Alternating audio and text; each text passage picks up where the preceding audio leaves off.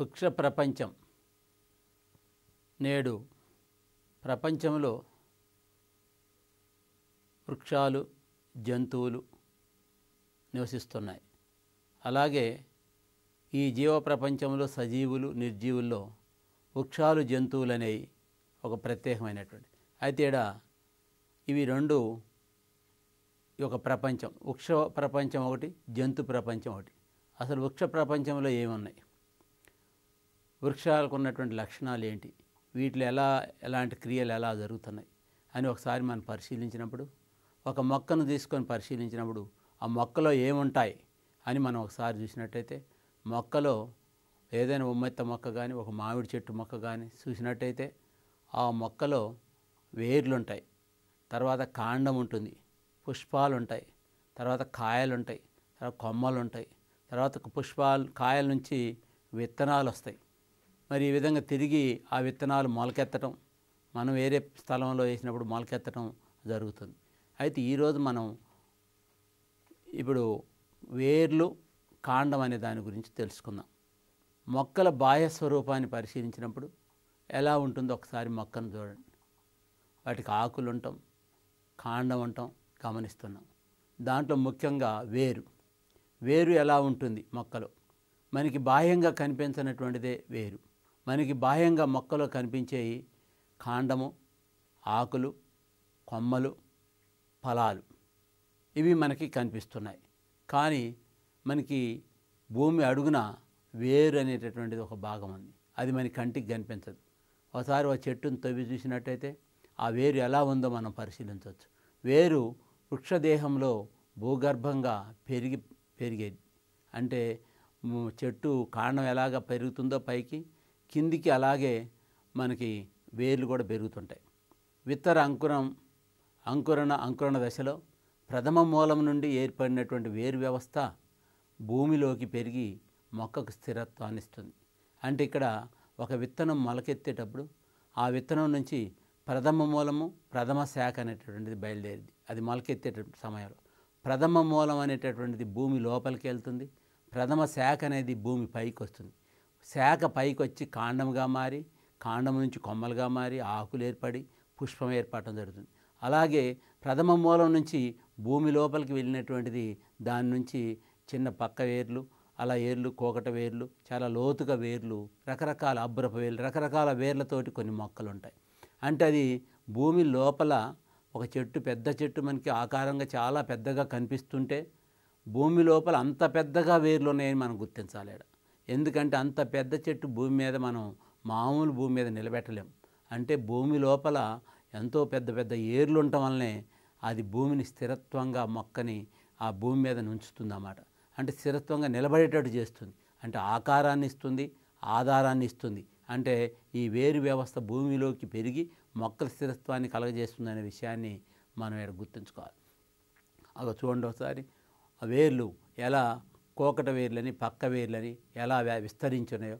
అంటే కొన్ని చెట్లకి వేర్లు చాలా లోతుగా చాలా విస్తరించి ఆ చెట్టు ఎంతవరకు విస్తరించిద్దో అంతవరకు కూడా వేర్లు విస్తరించి ఉంటాయి అన్నమాట. వేరు వ్యవస్థ లక్షణాలు. వేరు భూగర్భంలో గురుత్వాకర్షణ దిశకు అనుకూలంగా కాంతి అనువర్తనానికి వ్యతిరేక దిశలో పెరుగుతాయి.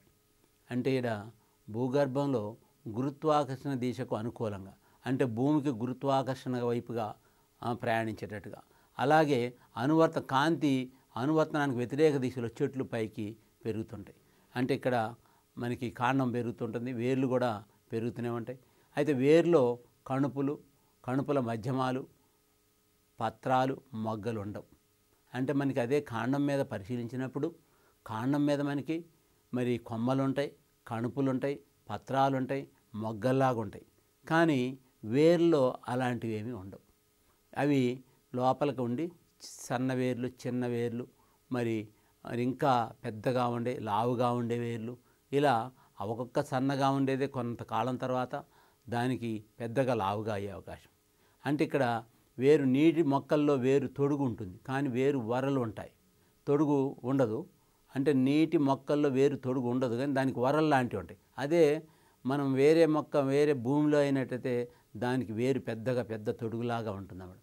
కానీ ఈ నీటి లోపల ఉండేటటువంటి వాటికి వరలు వదులుగా ఉండి పునరుత్పత్తి చెందని నిర్మాణం అన్నమాట ఇక్కడ మనం దీన్ని గుర్తించాలి.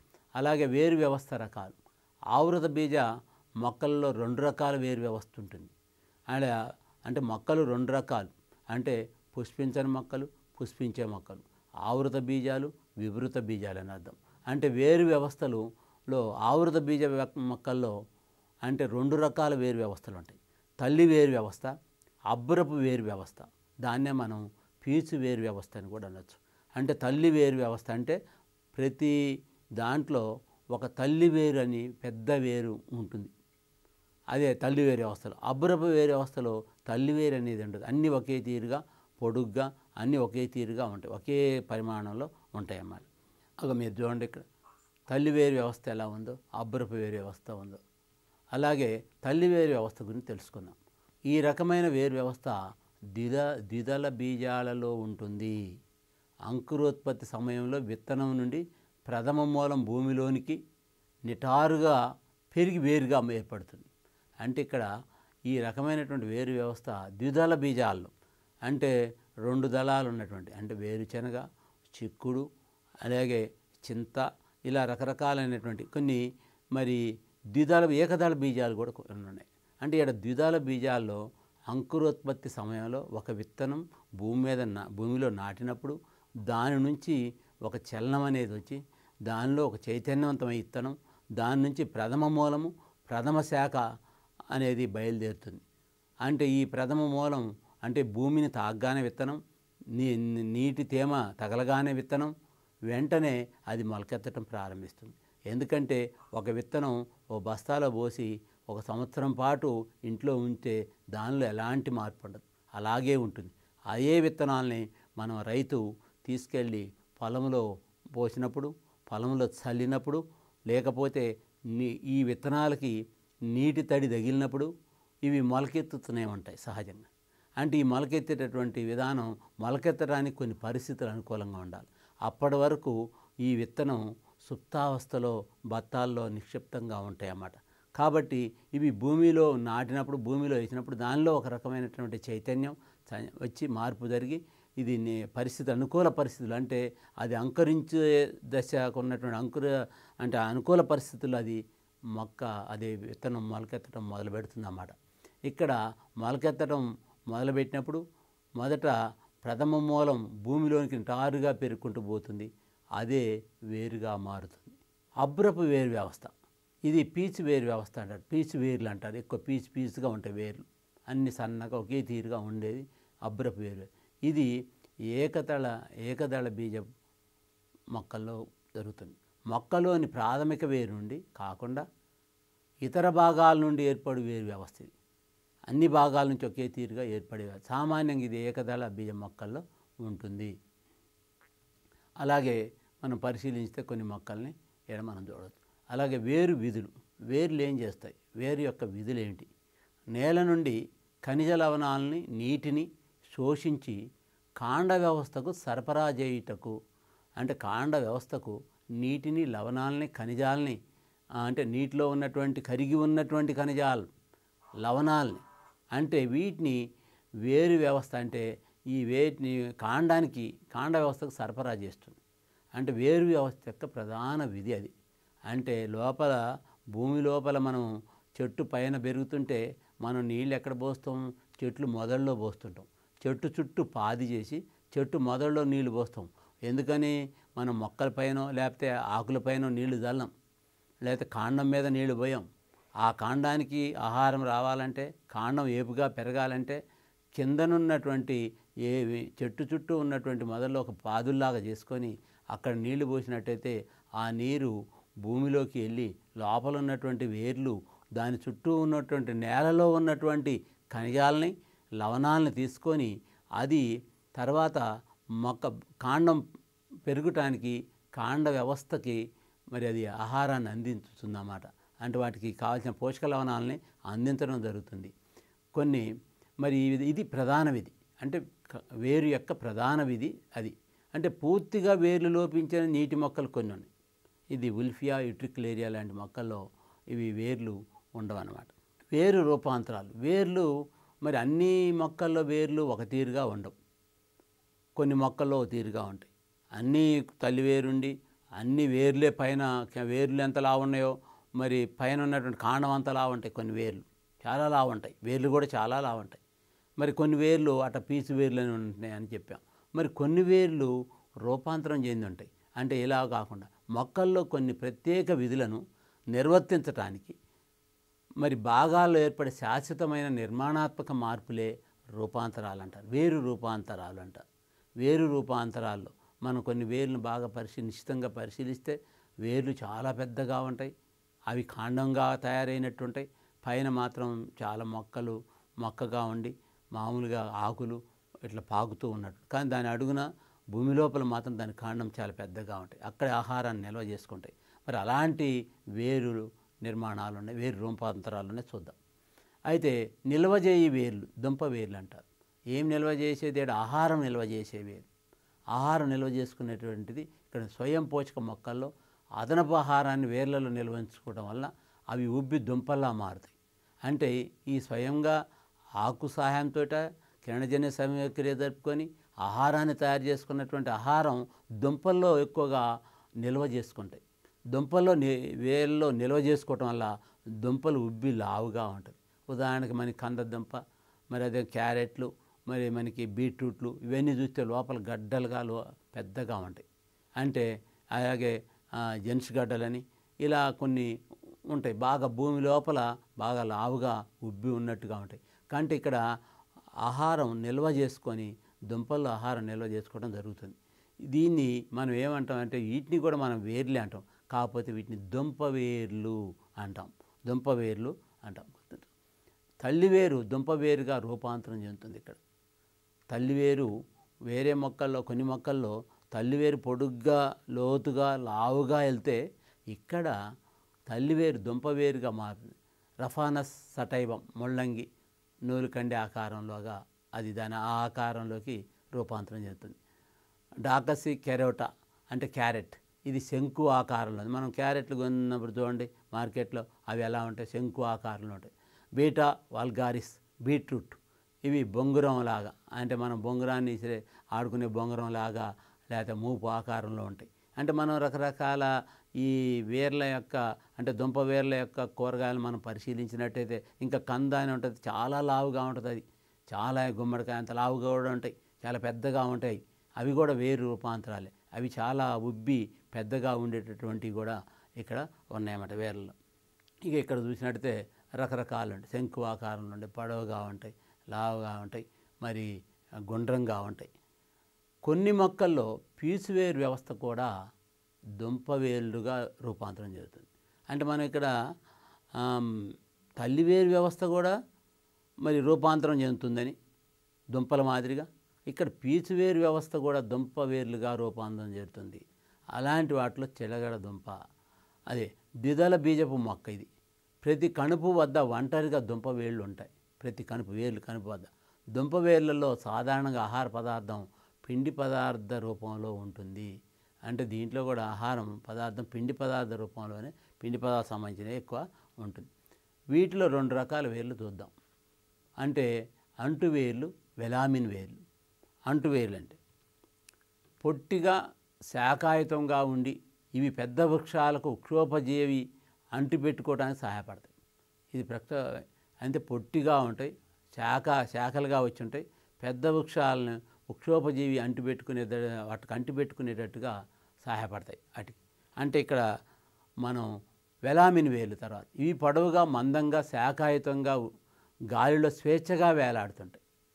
ఇవి పొడవుగా ఉంటాయి, మందంగా ఉంటాయి, శాఖాయుతంగా శాఖను కలిగి గాలిలో స్వేచ్ఛగా వేలాడుతున్నట్టు. ఇది ఆర్కిడేసి కుటుంబ మొక్కల్లో వెలామిన్ వేర్లు ఉంటుంది. దీని ఉదాహరణ వాండ మొక్క.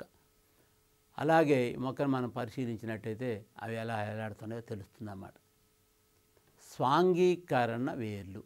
స్వాంగీకరణ వేర్లు అంటే వేర్లు హరిత పదార్థాన్ని కిరణజన్య సంయోగక్రియ జరుపుకుంటే వాటిని స్వాంగీకరణ వేర్లు అంటారు. అంటే వేర్లు కూడా హరిత పదార్థాన్ని కిరణజన్య సంయోగక్రియ జరుపుకునేటట్టు ఉండేది. టీనియా ఫిల్లం నీటిలో మునిగి ఉండి హరితపూరిత స్వాంగీకరణ కలిగి ఉన్న మొక్క ట్రోప. అంటే ఈ మొక్కలు వేర్లు హరిత పదార్థాన్ని కిరణజన్య సమక్రియ జరుపుకుంటే అంటే వేర్లో ఉన్నటువంటి హరిత పదార్థం జరుపుకునేటట్టుగా ఉంటుంది. దీన్ని మన స్వాంగీకరణ వేర్లు అంటారు. తర్వాత శ్వాసించే వేర్లు, ఇవి సాధారణంగా మాంగ్రూవ్ మొక్కల్లో ఉంటాయి. సుమర్థోడ్లను కలిగి ఉండే వేర్లను శ్వాసమూలాలు లేదా శ్వాసించే వేర్లు అంటారు. ఉదాహరణ రైజోఫోరా, అవిసీనియా. ఈ మొక్కల్లో శ్వాసించే మాంగ్రూవ్ మొక్కల్లో ఉంటాయి అన్నమాట. అంటే ఇవి వేర్లను శ్వాసమూల లేదా శ్వాసించే వేర్లని కూడా మనం ఇక్కడ పిలుస్తాం. అవిసీనియా మొక్కను పరిశీలించినట్టయితే మీకు తెలుస్తుంది. బుడిపె వేర్లు, లెగ్యుమినేసి కుటుంబ మొక్కలలో ఈ వేరు వ్యవస్థ ఉంటుంది. ఈ బుడిపె వేరు వ్యవస్థ, వీటిలో రైజోబియం అనే దండాకార నత్రజని స్థాపక బ్యాక్టీరియా ఉంటుంది వీటిలో.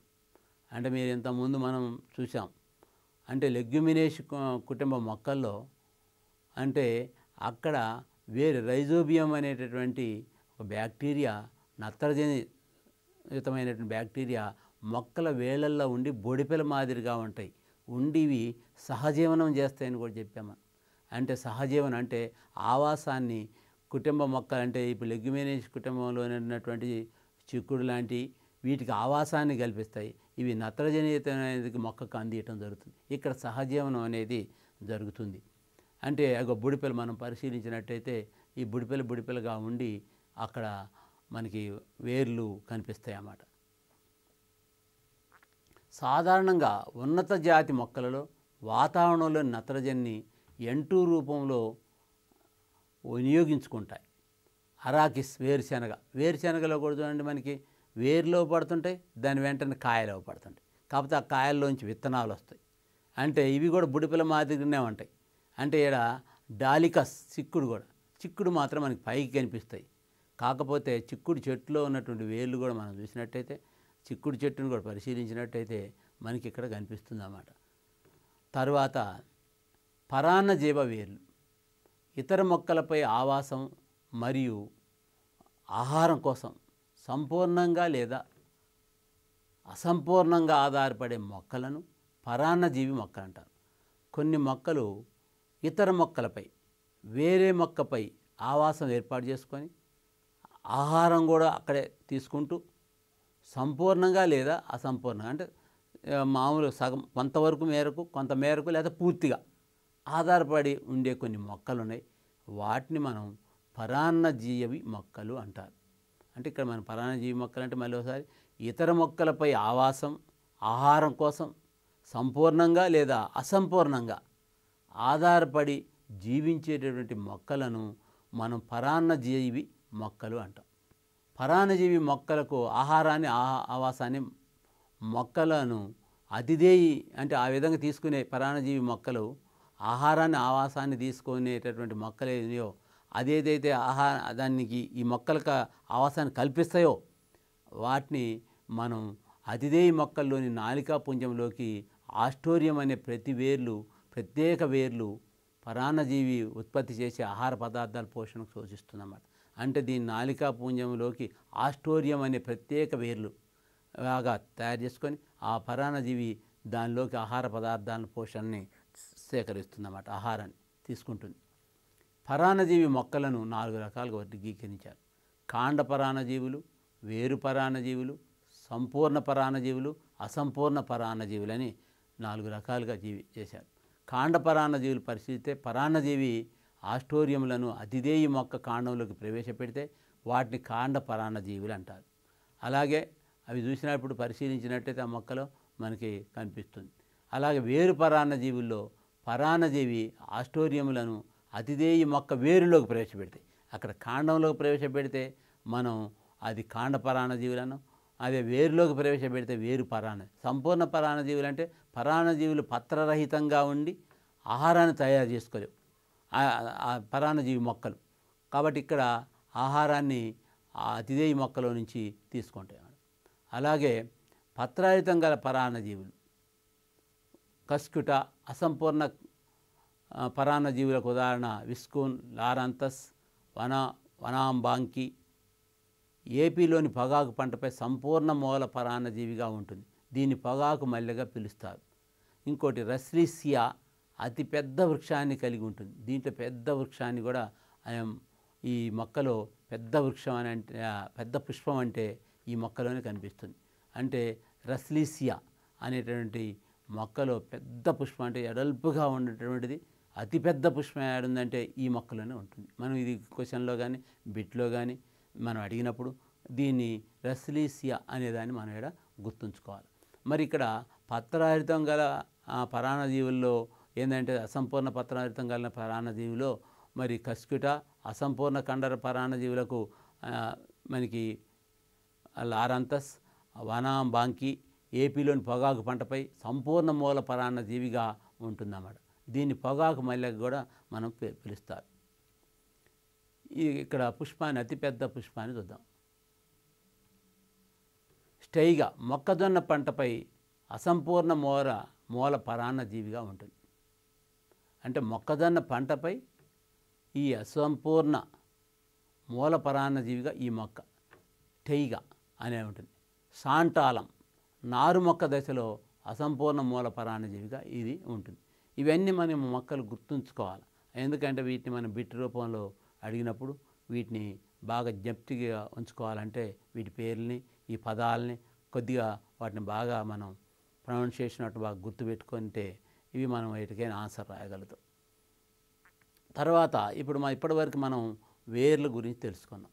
అంటే వేర్లో తల్లి వేరు వ్యవస్థ, అలాగే అబ్బరప వేరు వ్యవస్థ, ఏకదళ బీజాల్లో ఎలా ఉంది, ద్విదళ బీజాల్లో ఎలా ఉంది, వీటిలో వేర్లు మళ్ళీ రకరకాలు ఏమున్నాయి, మరి అదే కాకుండా మరి వేర్లు రూపాంతరాలు చెందినటువంటి కాండాలు ఏంటి, ఎలా రూపాంతరాలు చెందింది, రూపాంతరాలు చెందిన కాండాల్లో మరి కొన్ని సహజీవనం చేసేటటువంటిది, వేరు బుడిపెల్లాగా ఉండేటటువంటిది, ఇవన్నీ కూడా మనకి వేరు వ్యవస్థలు కల్పిస్తుంది.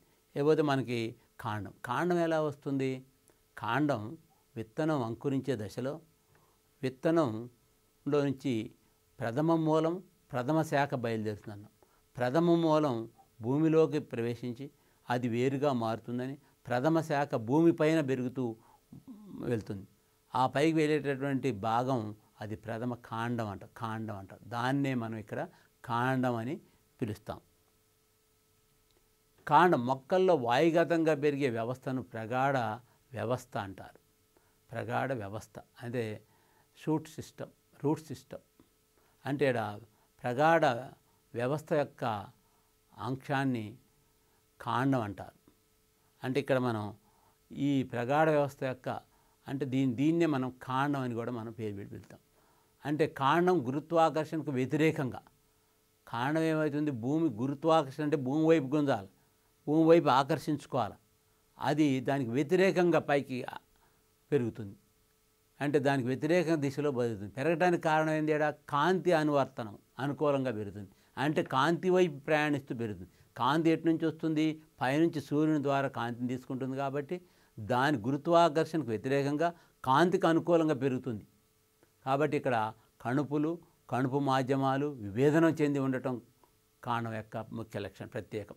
ఇక్కడ అందుకోసమే మనం కాండానికి కణుపులు వస్తున్నాయి, కణుపు మాధ్యమాలు మరి విభేదనం చెంది పెరగటానికి అవకాశాలు ఉన్నాయి. దీనికి ముఖ్య లక్షణం ఏంటంటే ముఖ్యంగా కాండం గురుత్వాకర్షణకు వ్యతిరేకంగా అంటే భూమి వైపున ప్రయాణించకుండా భూమికి వ్యతిరేక దిశలో అంటే కాంతి అనువర్తనానికి అనుకూలంగా పెరుగుతుంది. అందువలనే కణుపు మాధ్యమాలు విభేదనం చెంది ఉండటం మనకి గమనిస్తున్నాం.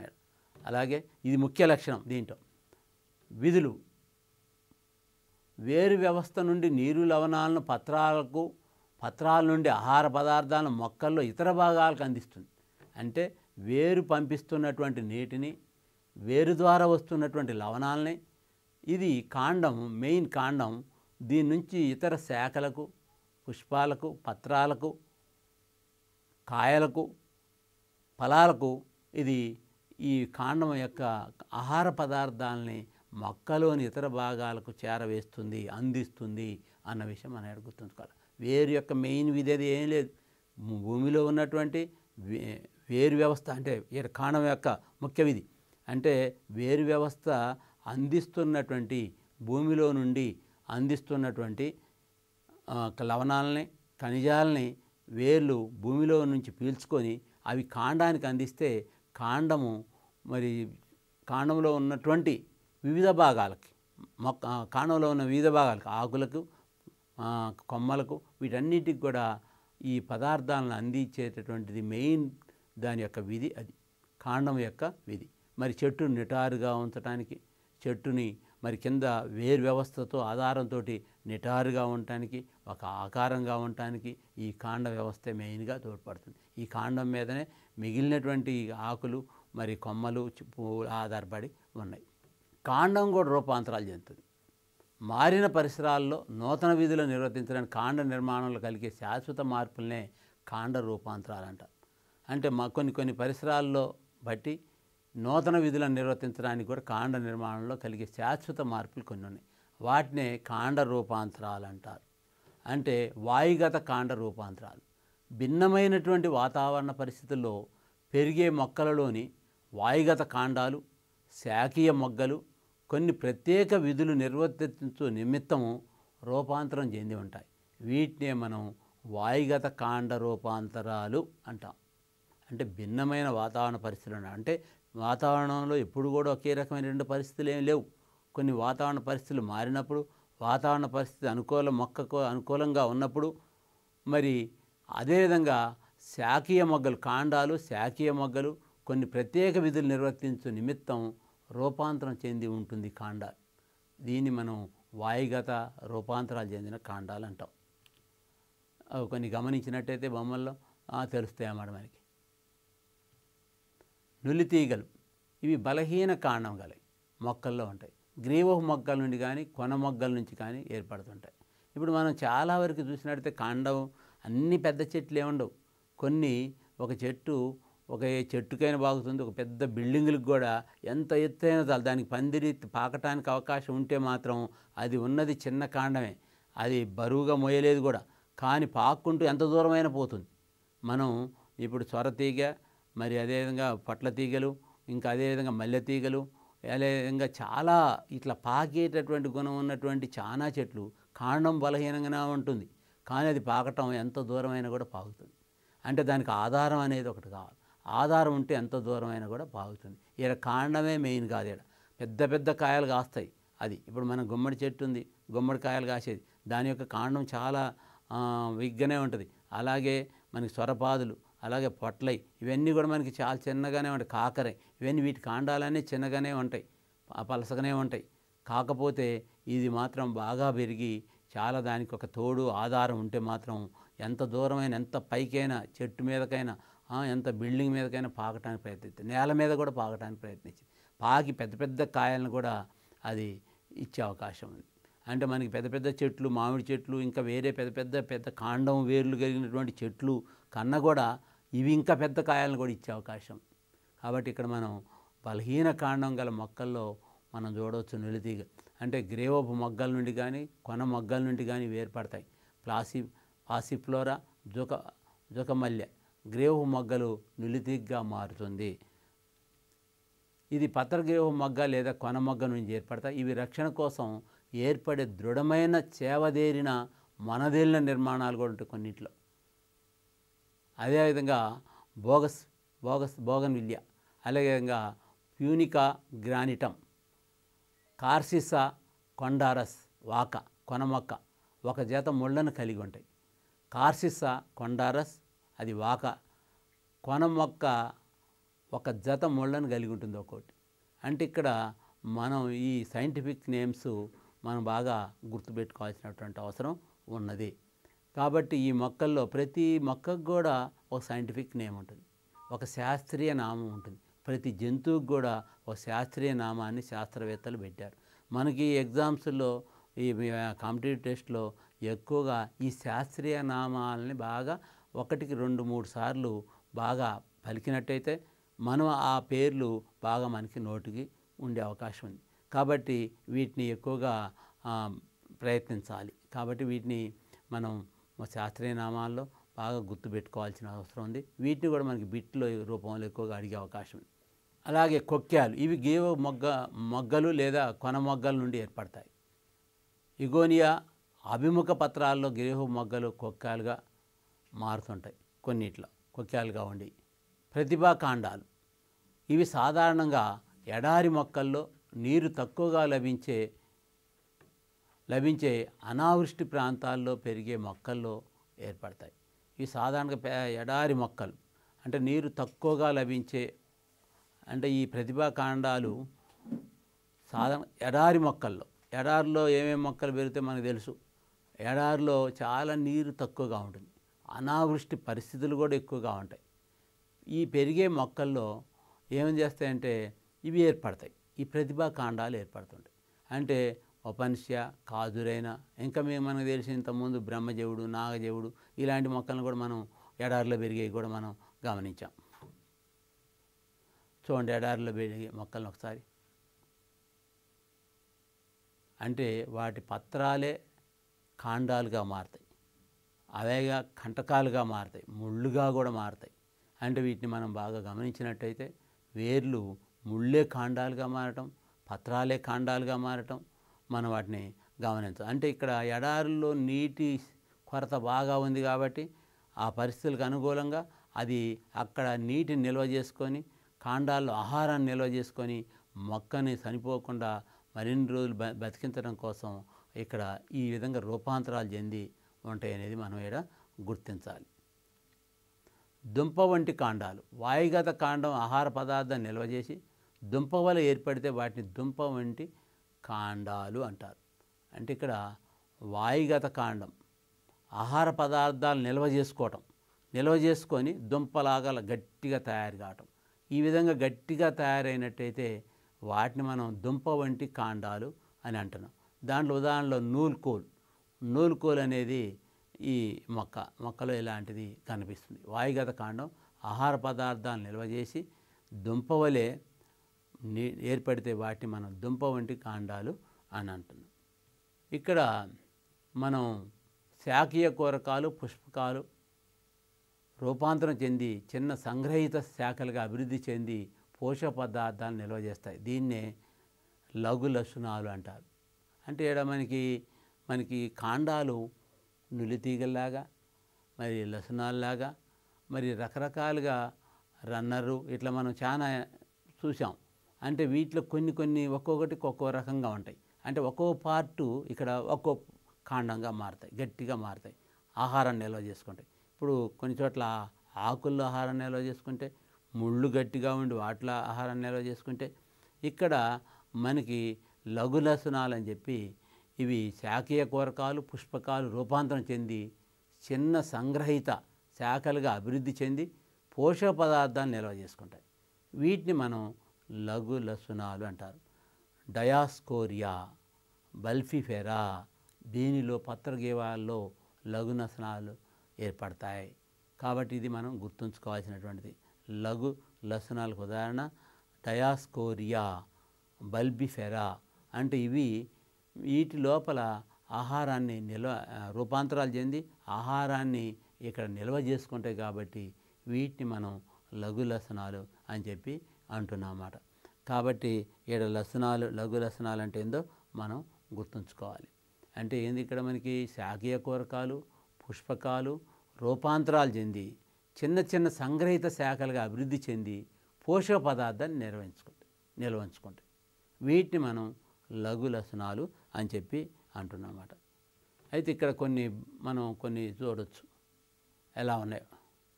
అంటే లఘు లసనాలకు బొమ్మలు కొన్ని చూడండి, ఫిగర్స్, డయాగ్రామ్స్. ఉపవాయుగత కాండ రూపాంతరాలు.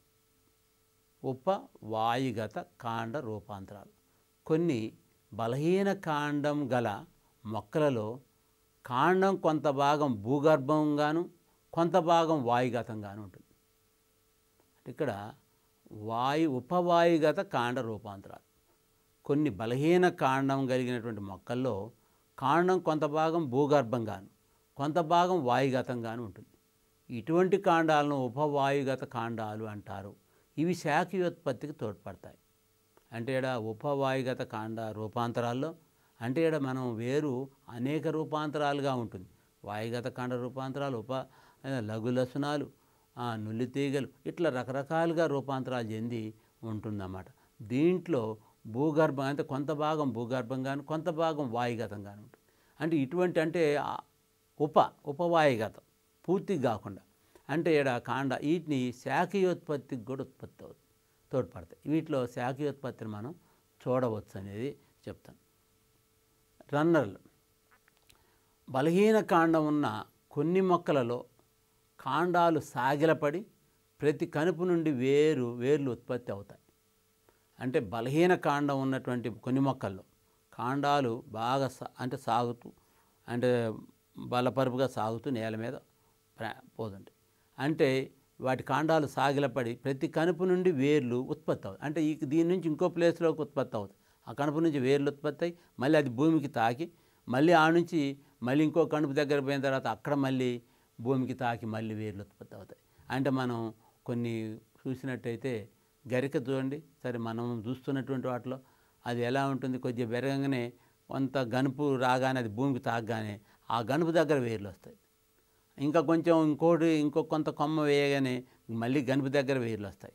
అంటే ఈ విధంగా పాకుతూ ఈ నేల మొత్తం కూడా పాకుతుంటుంది.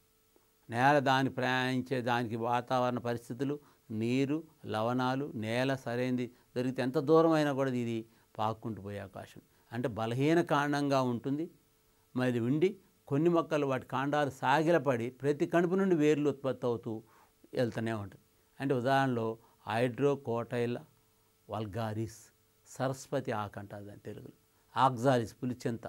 అంటే ఇట్లా కొన్ని ఆకుల్లో ఈ విధమైనటువంటి పద్ధతి జరుగుతుంది. బలహీన కాండం ఉండి కొన్ని మొక్కల్లో వాటి కాండాలు సాగిలపడి అంటే భూమి మీద సబేతిగా ప్రయాణిస్తూ అవి వేర్లు తాకగానే వస్తాయి. అవి చాలా ఉన్నాయి మనం చూసినట్టయితే, వేర్లు తాకగానే మళ్ళీ రావటం ఆ విధంగా. అంటే ఎక్కువగా గరిక బాగా చూస్తాం, దానికే వాటికే కొన్ని రకాలైనటువంటి హైడ్రోకోటైల వల్గారిస్, సరస్వతి ఆకు, ఆక్సాలిస్, పులిచెంత ఆకు. అంటే ఈ విధంగా వాటిలో మనకి కనిపిస్తుంది. టోలాన్స్. కొన్ని మొక్కలలో మృత్తికకు దగ్గరగా ఉండి కొన్ని బలహీన శాఖలు వంగి యాటవాలుగా పెరుగుతుంటాయి. ఇలాంటి శాఖలను స్టోలాన్స్ అంటారు. అంటే ఇక్కడ కొన్ని మొక్కలలో మృత్తికకు దగ్గరగా ఉండి కొన్ని బలహీన శాఖలు వంగినప్పుడు, ఏటవాలుగా వంగినప్పుడు అవి వేటవాలుగా ఉంటాయి. అంటే మనం ఉదాహరణకి గన్నేరు చెట్టు చూద్దాం. గన్నేరు చెట్టు పొదలాగా అవుతుంటుంది. ఎలా అవుతుంటుంది, ఒక్కటే మనం కొమ్మ వేస్తే దాని నుంచి వచ్చినటువంటిది ఇంకో కొమ్మ అది నేలకు తాగగానే ఆ నుంచి కొమ్మలు వస్తాయి. అట్లా నేల తాగిన అది ఒక పెద్ద పొదలాగా అయ్యే అవకాశం ఉంది. అంటే ఇక్కడ మృత్తికకు దగ్గరగా ఉంటే భూమికి దగ్గరగా ఉండి ఆ భూమికి నేలకి అంటే భూమి అది మొలకెత్తేటువంటి ప్లేస్కి దగ్గరగా ఉండి ఏటవాలుగా పెరుగుతున్నప్పుడు ఆ ఏటవాలుగా పెరిగే క్రమంలో అది భూమిని తాకిన చోట మనకి వెంటనే దానికి ఆ శాఖకి ఆ కొమ్మకి వేర్లు వస్తున్నాయన్నమాట. ఆ వేర్లు రాగానే మన వాళ్ళు ఏం చేస్తారంటే అంతవరకు ఆ వేర్లు వచ్చినటువంటి ప్రదేశానికి యువతలు కట్ చేసి ఈ మొక్కని జాగ్రత్తగా తవ్వి వేర్లతో సహా తవ్వి తీసుకెళ్ళి వేరే చోట మన దాన్ని మళ్ళీ గన్నేరు మొక్కను నాటుతున్నారు. అంటే గన్నేరు మొక్క ఎక్కువగా మనం శాఖను కట్ చేసుకొని అంటే వేర్లు వచ్చిన తర్వాత కట్ చేసుకొని తీసకపోతే అది వేరే ప్రాంతంలో మనం నాటవచ్చు అన్నమాట. వీటిని మనం స్టోలాన్లు అంటారు. అంటే కొన్ని మొక్కల్లో మృత్తికకు దగ్గరగా ఉండి కొన్ని బలహీన శాఖలు వంగి, అంటే అన్నీ వంగవు, కొన్ని నిటారుగా వెళ్తాయి, నిటారుగా వెళ్తూనే ఉంటాయి. కొన్ని శాఖలు కిందికి వంగి ఏటవాలుగా పెరుగుతాయి. కాబట్టి అలాంటి శాఖల్ని మనం ఇక్కడ స్టోలాన్స్ అని అంటాం.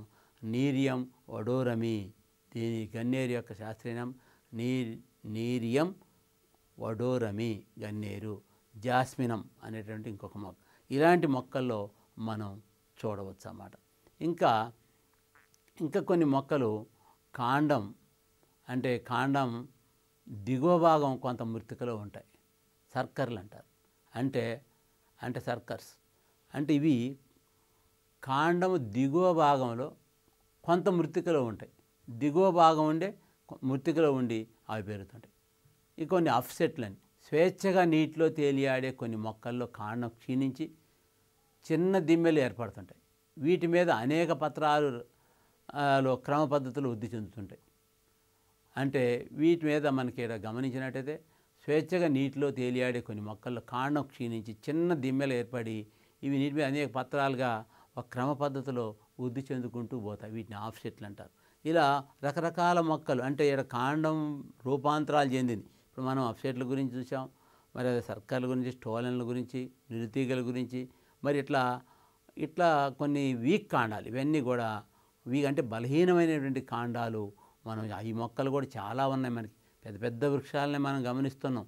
ఇవి కూడా పాక్కుంటూ చెట్టు మొత్తాన్ని కూడా పాకుద్ది. కొన్ని చెట్లు చూసినట్టయితే కొన్ని తీగలు చెట్టు మొత్తాన్ని కూడా పాకుతుంటాయి. పాకి అది వాటిని పెరగనీయకుండా కూడా ఆపుతాయి అన్నమాట. వాటి పెరుగుదలను కూడా ఆపేస్తాయి.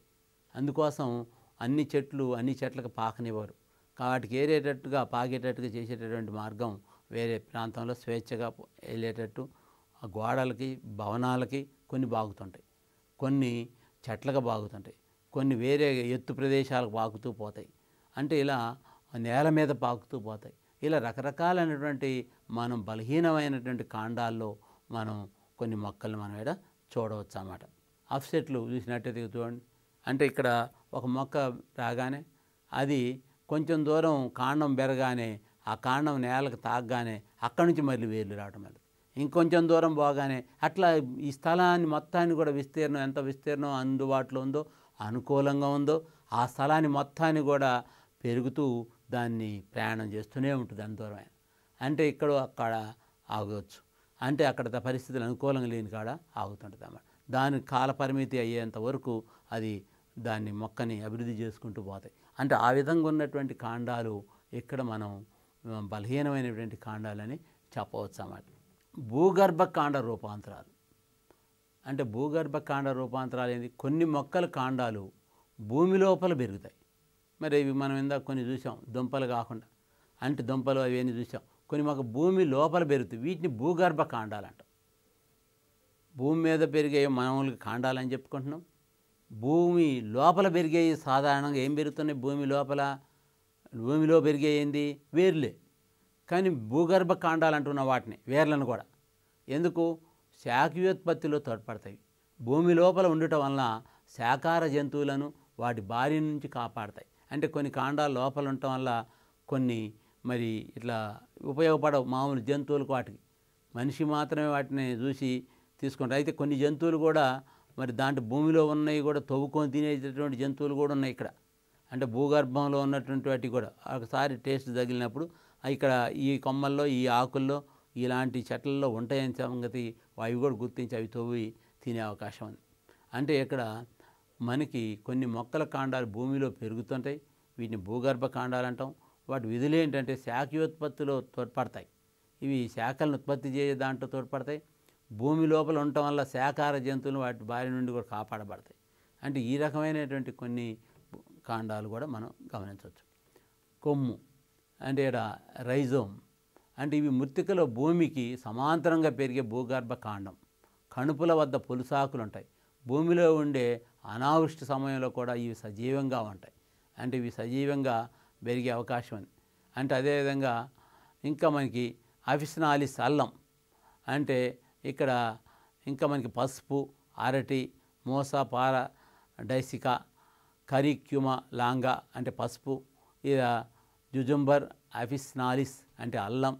ఇవన్నీ కూడా వీటిని పరిశీలించినట్టయితే మనకి ఎలా పెరుగుతున్నాయో మనం గమనించవచ్చు. ఇది భూమి లోపల వేయగానే అల్లం ముక్కలు చాలా పెద్దగా అవుతుంటాయి. అంటే ఇవి భూగర్భ కాండాలు.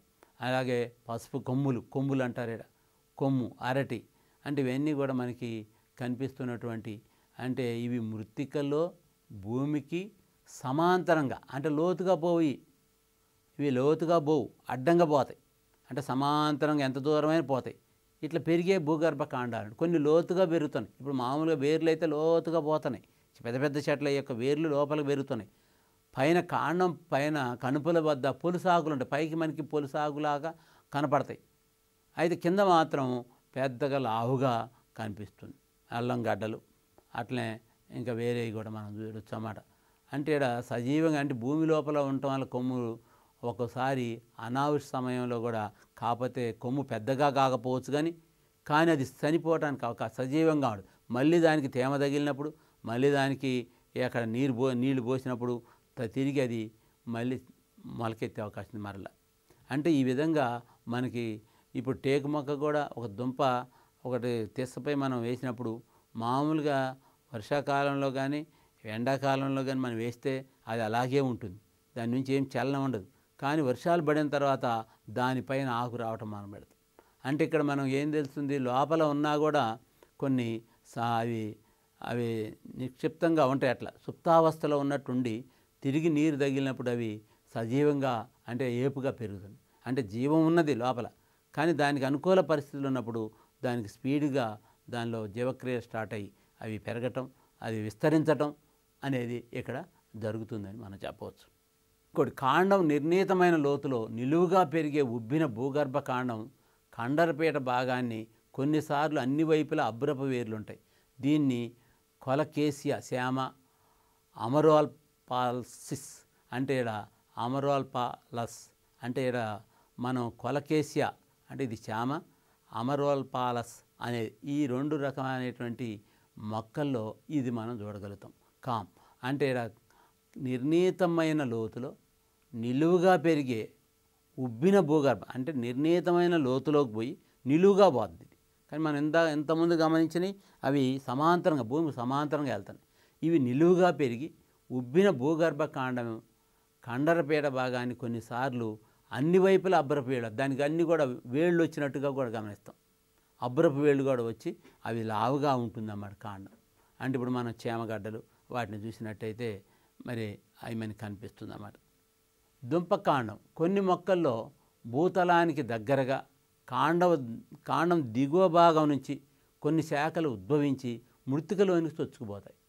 అంటే ఇక్కడ దుంపకాండం స్టెమ్ టబర్ ఇది ఏంటంటే కొన్ని మొక్కలలో భూతలానికి దగ్గరగా కాండం దిగువ భాగం నుంచి కొన్ని శాఖలు ఉద్భవించి మృత్తికలోనికి చొచ్చుకొని వెళ్ళిపోతాయి. అంటే ఇక్కడ మనం బాగా అబ్జర్వ్ చేయాలి. అంటే మృత్తికలోకే చొచ్చుకొని పోతాయి. అంటే భూమికి దగ్గరగా ఉండి కాండం దిగువ భాగం నుంచి కొన్ని శాఖలు, మళ్ళీ కింద నుంచి కూడా కొన్ని శాఖలు రావడం, అవి మృత్తికలోకి చొచ్చుకొని పోవడం కాండం నుంచి. అంటే భూమి పైనే కనిపిస్తాయి ఆ కాండాలు, కానీ అవి చొచ్చుకొని పోయి అవి కూడా పెద్దగా అయ్యే అవకాశం ఉంది. లసనం ఇది ప్రత్యేక భూగర్భం. దీనిలో కాండం క్షీణదశలో దికుంభాకారంలో చిన్న పథకం వలె ఉంటుంది. దీనిలో ఆహార పదార్థాలు నిల్వ చేయబడతాయి. అంటే ఇవి ప్రత్యేక భూగర్భం. ఇది ఒక స్పెషల్, ఇది డిఫరెంట్.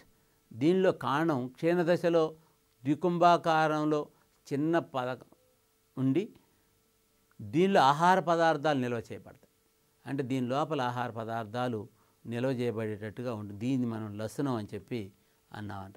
మనం తర్వాత ఇవన్నీ కూడా ముఖ్యమైనటువంటి మనం ఇప్పుడు అన్ని కాండాలు వివిధ రకాలైనటువంటి కాండాల గురించి తెలుసుకున్నాం. కాండాలు కూడా బలహీన కాండాలు ఉన్నాయని చెప్పాం, వేరు రూపాంతరాలు చెందినవి ఉన్నాయని చెప్పాం. మరి అలాగే అబ్బురపు వేర్లు కలిగినటువంటి కాండాలను చూసాం. మరి అదే వేరు తల్లివేరు వ్యవస్థ కలిగినటువంటి కాండాలను కూడా మనం చూసాం. అయితే ఇప్పుడు ఈడ మనం కొన్ని ప్రశ్నలు కూడా దీని మీద మనం వేసుకోవచ్చు. ఎలా వేసుకుందామని అంటే, వేర్ల యందు ఆహారాన్ని నిల్వ చేయు మొక్కలు అంటే వేర్ల యందు ఆహారాన్ని నిల్వ చేసే మొక్కలు ఒక 4 ఇస్తారు మనకి. తుమ్మ, నీరుల్లి, జామ, కరివేపాకు. మరి ఏం చెప్దాం దీంట్లో, ఆహారం నిల్వ చేసేది నీరుల్లి మొక్క. అలాగే పత్రవంతరం చివరన ఉబ్బి ఉండి భాగం, దాన్ని మనం పత్రపీఠం, పుష్పశీర్షం, పుష్పాసనం అంటారు. దీంట్లో మనం ఒక ఆన్సర్ని గుర్తించాలి. అలాగే పత్రపు వేళ్లను కలిగి ఉండేది క్యారెట్, అవిసీనియా, అలాగే కస్కిట, తర్వాత బ్రయోఫిల్లం. అంటే పత్రపు వేళ్ళు కలిగినది మీకు తెలుసు, రణపాలాకు. అంటే దీనికి పత్రం నేలకు తాగ్గానే మనం వెంటనే వేళ్ళు రావటం. అది పూతికాహారైన పుష్పించు మొక్క మోనోట్రోపా. ఈ మొక్క ఇది పుష్పించుతుందన్నమాట. ఆస్టోరియంలను వేటిని పిలుస్తారు అంటే పరాన్నజీవి వేళ్ళని ఆస్టోరియం పిలుస్తారు. వృక్షోపజీవి వేళ్లను ఏర్పరచుకునే మొక్క ఆర్కిడ్ మొక్క. అలాగే వేళ్ళు లోపించిన నీటి మొక్కలు కూడా ఉన్నాయి, ఇవి యుట్రికులేరియా. తర్వాత అరటిలో ఉండే కాండం ఏది, మనం ఈడ అనృత కాండం అంటారు. కీటకహారి మొక్కల్ని వేటిని అంటారు ఏట్లో, నెపంతిస్, అరటి, కస్కిట, బోగన్విలియా. అంటే దీంట్లో ఏముంటుంది మనకి, కీటకహారి మొక్కలంటే నెపంతిస్, దీన్ని బాగా మనం గుర్తుంచుకోవాలి. తర్వాత ఫెర్న్ మొక్కల్లో ఉండే కాండ రూపాంతరం. ఫెర్న్ మొక్కల్లో ఏ రకమైన కాండ రూపాంతరాన్ని మనం చూస్తాం, లసనమ, కొమ్మ, దుంపకాండం, కందం. అంటే ఏది అంటే ఇక్కడ మనం చూసేటటువంటి దాన్ని మనం ఏమంటామంటే కొమ్ము. అలాగే సన్డ్యూగా పిలువబడే మొక్క శాస్త్రీయ నామం డ్రాసిరా. అలాగే అబ్బురపు వేరు వ్యవస్థ ఈ మొక్కల్లో బాగా ఉంటుంది. అంటే ఏ ఏ మొక్కల్లో ఉంటుంది? ద్విదళ బీజ మొక్కలు, ఏకదళ బీజ మొక్కలు, బ్రయోఫైటాలు, దాలోఫైటాలు, దేంట్లో ఉంటుంది ఇది ఎక్కువ అంటే మనకి ఏకదళ బీజ మొక్కల్లోనే ఈ మనకి అబ్బురపు వేరు వ్యవస్థ కనిపిస్తుంది.